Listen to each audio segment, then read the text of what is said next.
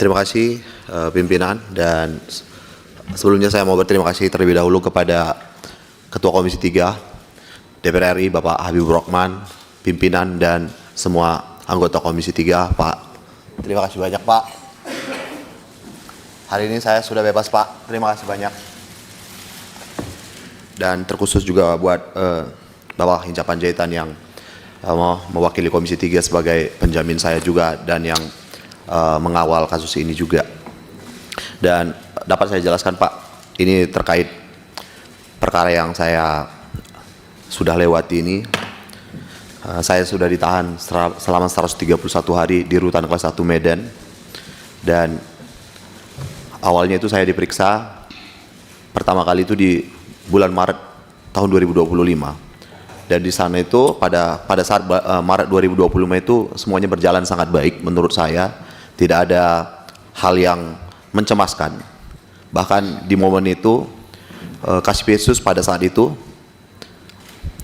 setelah penyidikan itu berbicara, di ruangan itu ada Pak Juniadi Purba yang sebagai penyidik pada saat itu, dan juga Pak Wira Arizona. Jadi di dalam ruangan itu ada kami berempat. Di situ saya sempat ditawarkan untuk menjadi saksi ahli karena dia bilang Amsal ini yang paling memahami cara pembuatan video profil ini gitu. Dan kemudian